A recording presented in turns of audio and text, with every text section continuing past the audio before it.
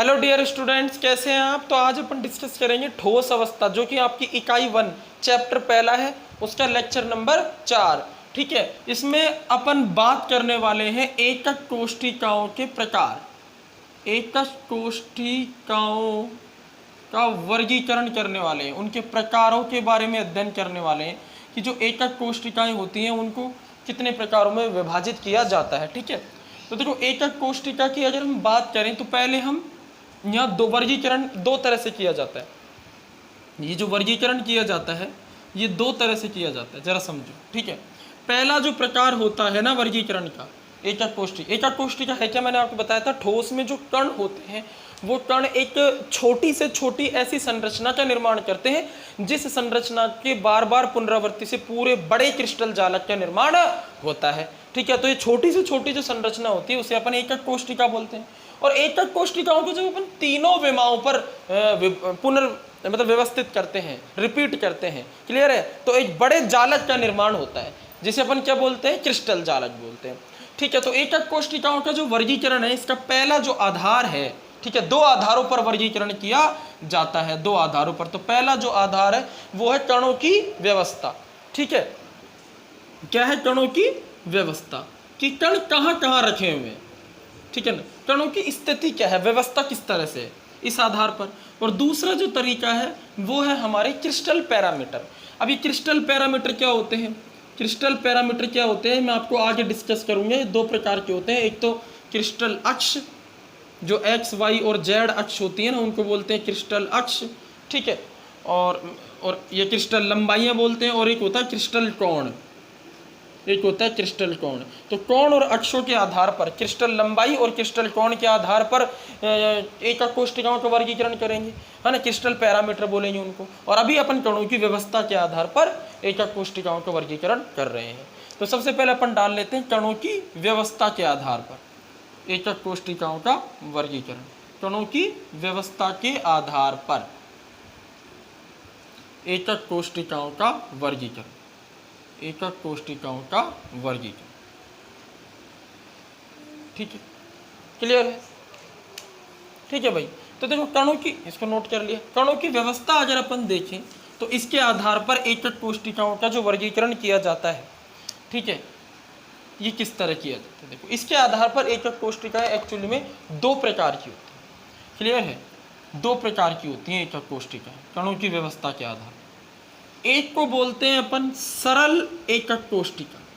अब अपन घन का उदाहरण लेके चले, ये घन में अपन बात करें, अगर एकक कोष्ठिका की शेप घनीय है, घन जैसी है, ठीक है, तो दो प्रकार की एकक कोष्ठिकाएं होती है। एक तो होती है सरल घनीय एकक कोष्ठिका, सरल घनीय एकक कोष्ठिका। ठीक है भाई, और जो दूसरा प्रकार होता है वो होता है केंद्रित घनीय एकक कोष्ठिका, केंद्रित, ठीक है, केंद्रित घनीय एकक कोष्ठिका, केंद्रित घनीय एकक कोष्ठिका। ठीक है, अब सरल और केंद्रित में क्या अंतर है। ठीक है, देखो यहाँ क्या होता है मैं आपको बताता हूँ। कण केवल कोनों पर रखे होते हैं, कण केवल कोनों पर रखे होते हैं, कहाँ रखे होते हैं, केवल कोनों पर रखे होते हैं। क्लियर।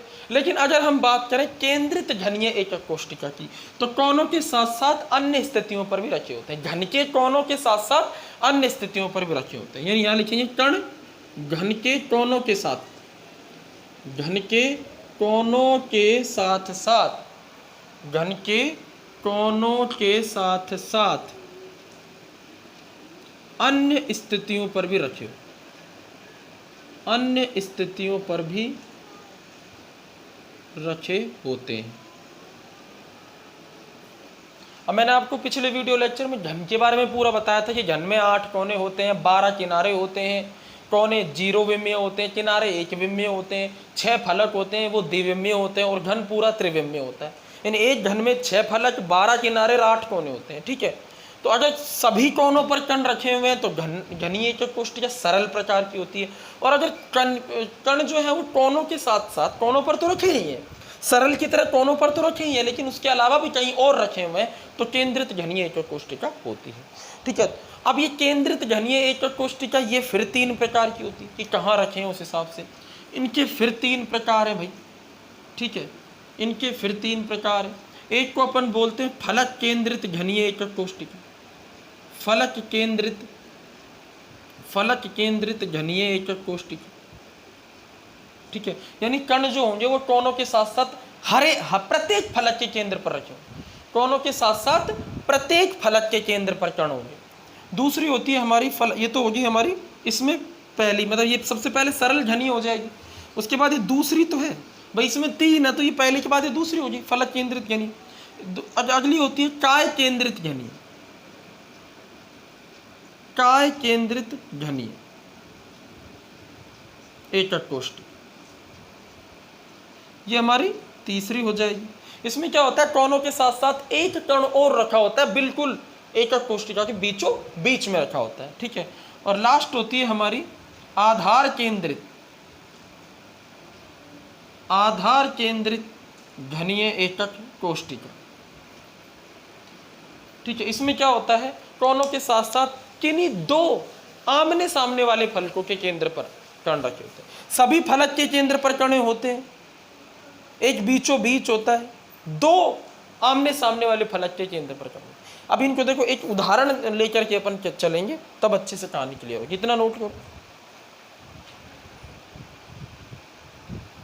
चलो नोट कर लिया, ठीक है। अब सबसे पहले कौन सी आ रही है, सरल घनीय एकक कोष्टिका, सरल घनीय एकक कोष्टिका, इसको बोलते हैं SCC, इंग्लिश में simple cubic unit cell, SCC, ठीक है। तो सबसे पहले कौन सी आ रही है, SCC, इन फुल फॉर्म देखो, S से बनेगा सिंपल, C से बनेगा क्यूबिक, और फिर अगले C से बनेगा यूनिट सेल, यानी सरल घनीय एकक कोष्ठिका। मतलब कर्ण स्टेबल कहाँ होते हैं, कोनों पर होते हैं, मैंने आपको लिख ही दिया। अब जरा देखो किस तरह से इसको अपन दर्शाते हैं, ठीक है। ये हमारा क्या हो गया, घन हो गया। तो कण कहाँ रखे हैं, सिर्फ यहाँ रखे, कोनों पर कण रखे, कोनों के अलावा और कहीं कण नहीं रखे, तो सरल हो गया, सिंपल सी, सिर्फ कोनों पर कण रखे, सरल सी बात, सिंपल सी चीज़, सिंपल सी घनीय एकक कोष्टिका। क्लियर है या नहीं, ठीक है। तो अगर हम देखें कणों की संख्या यहाँ पर, तो कणों की संख्या 2 तरह से देखी जाती है। एक तो इस एकक कोष्टिका, ठीक है, केवल एकक कोष्टिका में कितने कण हैं, केवल एक एकक कोष्टिका में कितने कण हैं, एक एकक कोष्टिका में कण 8 है, सीधी सी बात भाई। इस एकक कोष्टिका में कितने कण हैं, 8 है। कैसे, एक भाई एक कण एक कोने पर है, ऐसे 8 कोने हैं इस एकक कोष्टिका में, तो 8 कण हैं। लेकिन पूरे त्रिविम जालक में कितने कण, इस एकक कोष्टिका के 8 कण पूरे त्रिविम जालक में कितना योगदान दे, इसको कैसे निकाल, यानी प्रभावी कण कितने, प्रभावी कण कितने, प्रभावी कण को बोलते हैं जेड। अभी प्रभावी कण क्या होता है, इस एकक कोष्टिका के जो 8 कण हैं वो सारे के सारे इस एकक कोष्टिका में थोड़ी जा रहे हैं, प्रभावी रूप से कितने जा रहे हैं। जैसे अगर ये एक कोने का कण है, हम यहाँ पर ले रहे हैं, तो ये एक कोने का कण क्या पूरा का पूरा इसी एकक कोष्टिका में जा रहा है क्या, या इसका केवल कुछ हिस्सा ही इसमें जा रहा है, तो हमें पता चलेगा पूरा का पूरा नहीं जा रहा है एकक कोष्टिका। क्लियर है, केवल अगर एक एकक कोष्टिका में देखेंगे तो अपन को ऐसा लगेगा कि ये पूरा कण इसी में जा रहा है, लेकिन वास्तव में प्रभावी रूप से कितने कण है वो अलग बात।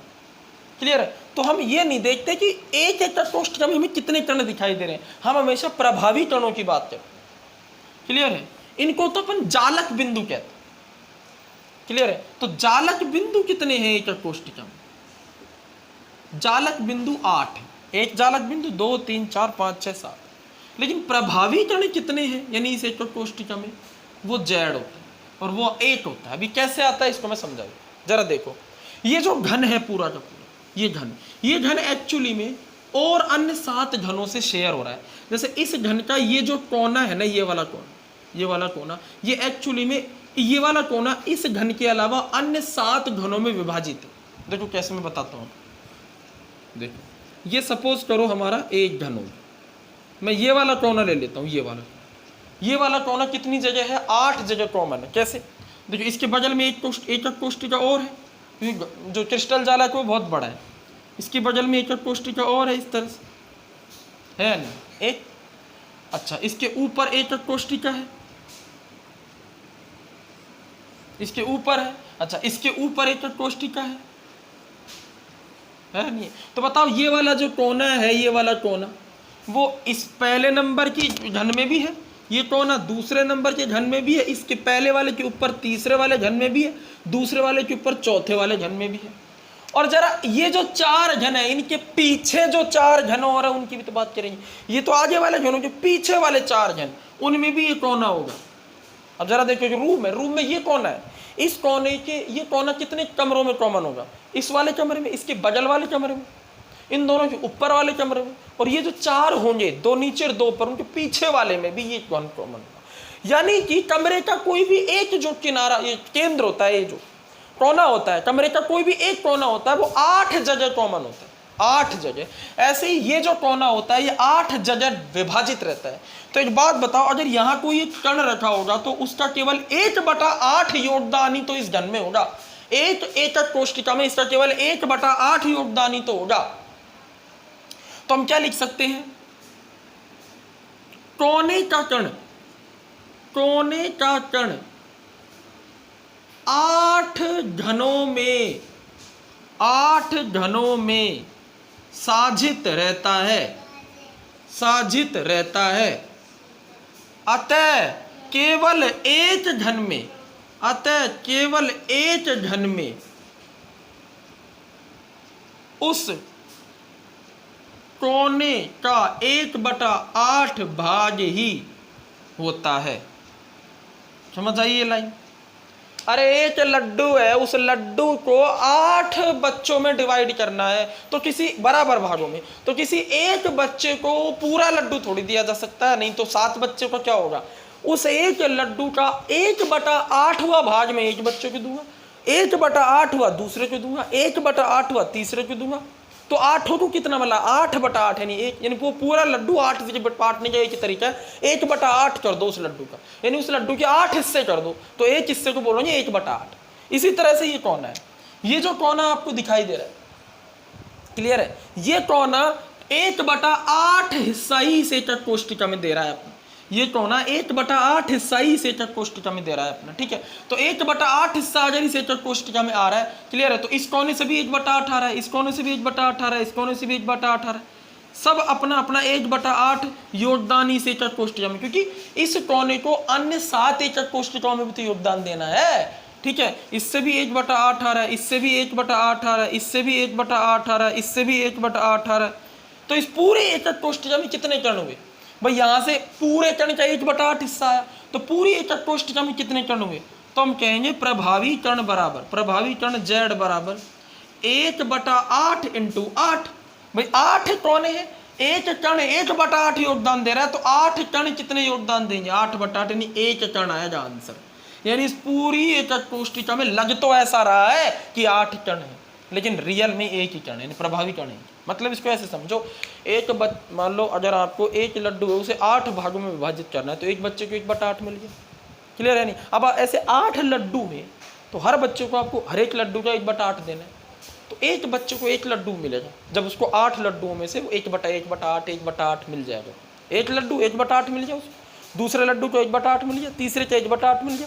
तो जब 8 लड्डू बट जाएंगे 8 बच्चों में, तो एक बच्चे को एक लड्डू ही तो मिला, एक बच्चे को एक लड्डू ही तो मिला, क्लियर है नहीं? ठीक है, तो एक जो पूरी एकक कोष्ठिका है, इसको एक ही तो कण मिलेगा योगदान के बाद, ये समझाना चाह रहा हूं। तो सरल घनीय एकक कोष्ठिका में जालक बिंदु तो 8 होते हैं कुल, लेकिन प्रभावी कण एक ही होता है, क्लियर है नहीं? इसको एक दूसरे तरह से और समझा जा सकता है। देखो ये एंगल कितने का होता है? 90 डिग्री का होता है, ये ध्यान रखना। ये एंगल 90 डिग्री का होता है, घन में होता है, घन में तीनों एंगल 90 डिग्री के होते हैं। तो इसको एक दूसरे तरह से और समझाया जा सकता है। कैसे? जरा देखो, जरा देखना बात, ठीक है? मैं क्या करता हूँ, ये घन बना देता हूँ, ये घन बना देता हूँ, क्लियर है नहीं? ठीक है, अब मैं क्या करता हूँ, यहाँ पर एक कण रखता हूँ ऐसे, और इस कण का आधा हिस्सा कर लेता हूँ। ये देखो, इस कण का मैं आधा हिस्सा कर लेता हूँ, आधा हिस्सा कर लिया, क्लियर है नहीं? ठीक है, और यहाँ पर मैं क्या करता हूँ, 4 बराबर पार्ट्स में डिवाइड कर देता हूँ। तो ये वाला जो हिस्सा होगा, ये 90 डिग्री एंगल वाला, ये हिस्सा वो हिस्सा है, ये वो हिस्सा है जो एक एकक कोष्ठिका में जा रहा है। देखो ये 90 डिग्री एंगल है ना, ये कण रखा हुआ, ये वाला हिस्सा सिर्फ एक एक कोष्ठिका में जा, यानी इस पूरे कण का मैंने आधा किया। अरे इस पूरे कण क्या है, परमाणु, परमाणु गोला ही तो होता है, इस पूरे गोले का आधा किया, अर्धगोला बन गया। और इस अर्धगोले के 4 हिस्से किए, तो आधे गोले का चौथा हिस्सा, ये पूरा एंगल 360 है ना, और ये एंगल 90 डिग्री है। तो मतलब इस पूरे का 1/4 तो जा रहा है, 360 का 90 क्या होता है 1/4। इस पूरे आधे गोले का केवल 1/4 हिस्सा ही तो इस एकक कोष्ठिका में जा रहा है। तो अगर आधे का 1/4 जा रहा है तो बताओ मुझे पूरे का कितना जाएगा, 1/80 तो जाएगा, ऐसे समझ लो। आधे का 1/4 जा रहा है, पूरे का 1/8 जाएगा। तो एक जो कण होता है वो इस एकक कोष्ठिका में अपना केवल 1/8 योगदान देता है। तो ऐसे 8 कण मिलकर के इस एकक कोष्ठिका में 1 कण का योगदान देंगे। तो प्रभावी कणों की संख्या क्या होगी भैया, 1। प्रभावी कणों की संख्या क्या होगी, 1। तो ये है हमारा सरल के लिए कैलकुलेशन कि सरल एकक कोष्ठिका जो होती है, सरल घनीय एकक कोष्ठिका, उसमें कण केवल कोनों पर होते हैं और प्रभावी कण एक होता है। Please note down this, note कर लो। बाकी 3 और है। दूसरी कौन सी है, देखो दूसरी जो एकक कोष्ठिका है, दूसरी एकक कोष्ठिका है हमारी, ये तो पहली होगी SCC। मैं इसमें प्रभावी कण लिख देता हूँ, Z = 1, ठीक है। और जालक बिंदु कितने हैं इसमें, जालक बिंदु इसमें 8 है, क्योंकि 8 कोनों पर कण है। दूसरा है हमारा FCC। FCC क्या है भाई, इसकी फुल फॉर्म सुन लो, face centred unit cell, face centred cubic unit cell, face centred cubic unit cell. Hindi में फलक केंद्रित, फेस को फलक, सेंटर्ड को केंद्रित, घनीय एकक कोष्ठिका, घनीय एकक कोष्ठिका। अब ये क्या होती है, इसमें क्या होता है, कण 8 कोनों पर रखे होते हैं, 8 कोनों पर होते हैं कण, ठीक है। और कण प्रत्येक फलक के केंद्र पर होते हैं, प्रत्येक फलक के केंद्र पर होते हैं। और एक घन में 6 फलक होते हैं, ठीक है, 6 फलक होते हैं। तो कुल जालक बिंदु कितने हुए, कुल जालक बिंदु कितने हुए, 8 तो कोनों पर कण है और प्रत्येक फलक के केंद्र पर फलक 6 होते हैं। फलक कितने होते हैं घन में, 6। तो 6 और 8 14 जालक बिंदु, यानी 14 कण दिखेंगे। लेकिन प्रभावी कण कैसे निकालेंगे मैं आपको बताता हूँ। देखो पहले अपन देख लेते हैं किस तरह से दिखाई देती है ये एकक कोष्ठिका। ये हमारा क्या हो गया, ये हमारा घन हो गया, ठीक है। यहाँ पर कण रखा है, यहाँ पर रखा है, भाई कोनों पर तो रखे ही हैं, कोनों पर तो कण रखे ही हैं।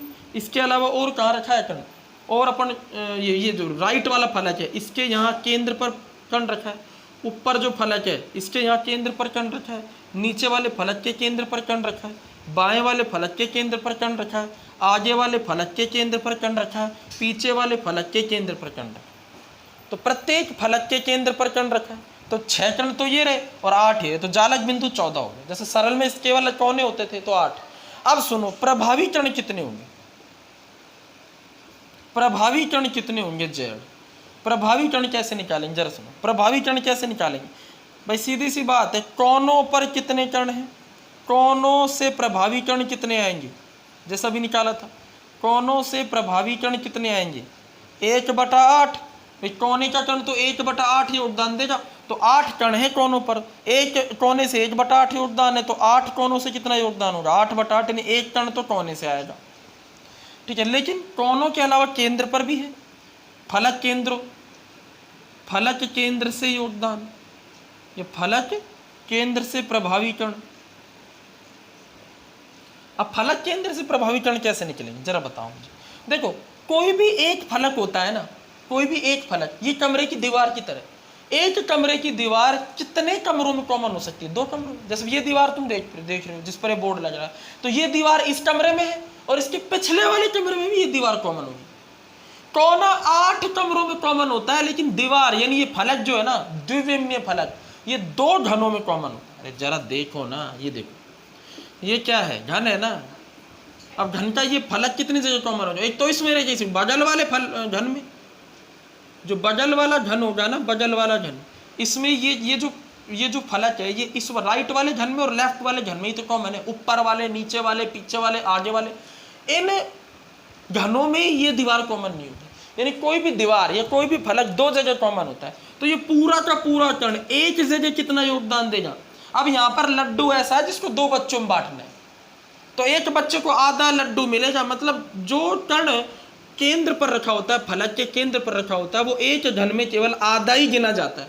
इसका आधा इधर गिना जाएगा और आधा इधर गिना जाएगा। क्लियर है ना? तो फलक के केंद्र पर रखा हुआ कण आधा ही योगदान देता है एक कोष्टिका में। तो ऐसे कितने कण रखे हुए हैं फलक के केंद्र पर? 6 रखे हुए हैं। तो बताओ प्रभावी कण यहाँ से कितने आ गए? 3 कण आ गए ना यहाँ से। तो कुल प्रभावी कण कितने हुए? 4। कोने से 1 और फलक के केंद्रों से 3, तो 3 और 1 4 प्रभावी कण हो गए। तो जेड की वैल्यू क्या आ गई? 4 आ गई। एफसीसी में कितनी आ गई? 4 आ गई। इसके बाद 2 और देख लेते हैं फटाफट, बीसीसी और लास्ट ईसीसी। ठीक है, नोट कर लो। ठीक है, एफसीसी के बाद क्या देखते हैं? बीसीसी। अब देखो सीधा सा है, बीसीसी तीसरी। बीसीसी की फुल फॉर्म है, फेस को हटा के बी से बेस बनेगा, बेस सेंटर्ड यूनिट से। फलक को हटा दो, आधार काय बोलेंगे, काया। काया होती है ना अपनी, काया मतलब बॉडी पूरी पूरी, यानी पूरा पूरा घन है, उसके बीचों बीच में, पूरे घन के बीच में कण रखा है, काय केंद्रित घनीय का कोष्ठ। ठीक है, कण पर 8 कोनों पर रखे ही है, कण 8 कोनों पर रखे ही है। ठीक है, और कण और कहाँ रखे? प्रत्येक फलक के केंद्र पर नहीं होगा, यहां सिर्फ एक और कण होगा बस।